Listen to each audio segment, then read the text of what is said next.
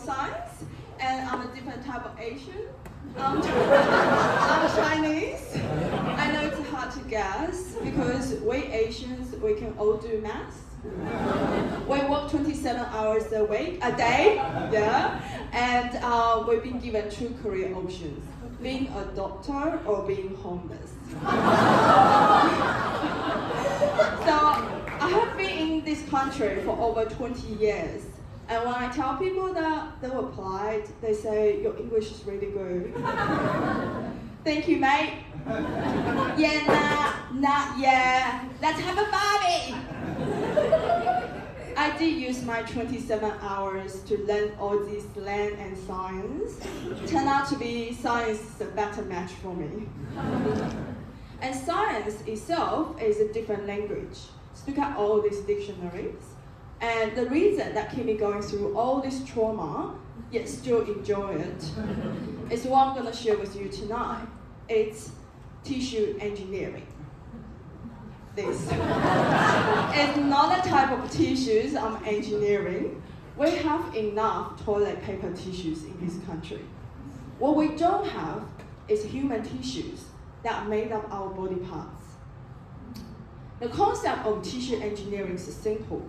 Okay, if a person have an injured body part, yeah, they go to doctors, and doctors tell us we will start to make fresh tissue parts in the lab.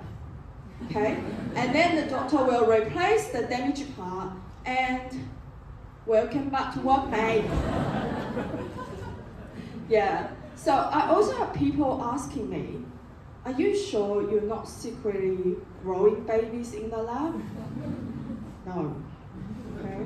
Scientifically, the best place to have babies is in the bedroom. Not in the lab. And because I have the accent, so people become serious. They want to double check. They say, did you mean bathroom? Well, bathroom, you pick one, but not in the lab. I think Hollywood did a fantastic job in teaching us science. The idea must come from this movie. If you haven't watched it, like you just lived 120 minutes longer than I did. So tissue engineering is not about create life. We are making structures, tissue structure, just like now. We're the builders in the field of medical research. And like all the builders, we need to know the structure, what does it look like, how does it made of, so we can make it. And tissues, human tissues, is made of cells and the matrix. I love this movie. You have no idea how many distractions this movie created when I try to explain human matrix to my friends. This is what human tissue looks like under the microscope. The pink area is where the matrix looks like. The purple dots are cells. And I'm just gonna pick a few very important ones to share with you. The first one, this is called the scribble tissue. It really has no difference to scribbles, yeah? So I counted the king of graffiti. It's not coming up here. And just imagine you're putting on a wall, and your friends come and say, who did this ugly drawing? You can just say, God did it. And we all have it. This is blood vessel tissue. The next one is, I call it the stocking tissue. Why? Please ignore the attractive model on the front. Just look at the back. It's the same pattern, yeah? Stocking tissue. So I counted the sexiest tissue in the tissue kingdom. And the real name of this tissue is the fat tissue. The final one is very important to our society. I call it the meditating tissue. And you're gonna start young. So you're like creating a little universe around you, pretty cool, pretty calm. And so I called it the king of inner peace. I also throw in a chemistry joke. If you think it's not funny, just think inner peace. So we have the tissues, so we know what they look like. The materials I use is collagen. And collagen is the most abundant fibers in our tissue matrix. When I tell my friends I work with collagen, they're really excited, okay? They say, you finally have some use to me. I have these products, can you help me pick one? Of course! Eeny, meeny, miny, moony. These are damaged or broken collagens, which I don't use.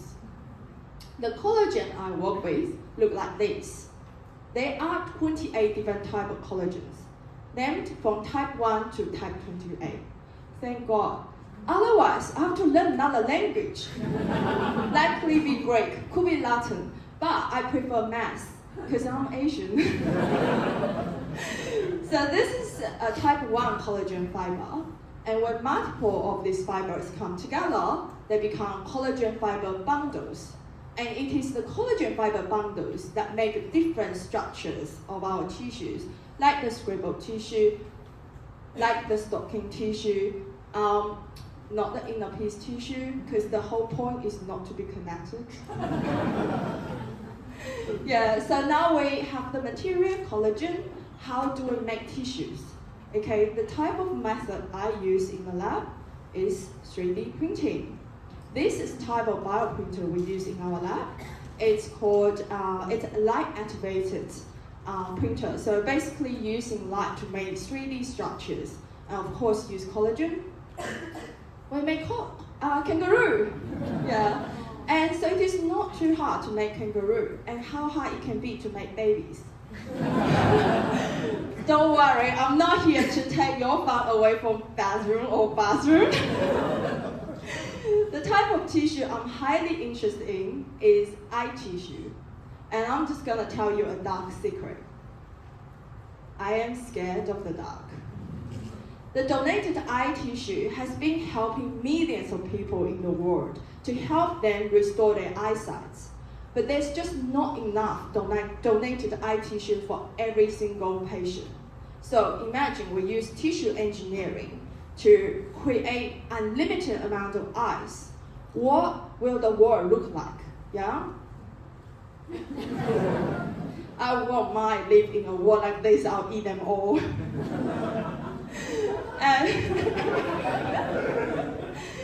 And unfortunately, at the moment, we can't create all the different type of eye tissues. But what I can do now is actually print cornea. So cornea is the front window of our eye. It allows the light to come in. And when it's injured, the next image could be a little bit hard to look at, so you may want to close your eye. It looks like this. So it's not clear, it's painful, and light can't go through. And in my lab now, we can print a structure just like cornea. It has the same shape, it's clear, and most importantly, it's a living tissue. So we can keep in growth media and then examine the cells inside the structure. And all these green fluorescents indicate they are healthy live cells in this printed structure. So we have a living cornea in the lab. I hope in the near future we can have this printed cornea to the clinics to help patients with corneal diseases. Well, the ultimate goal of my research is so we can print eyes as easy as this. Now we have Wuba. In the future, we will have Iber. Thank you very much. Thank you.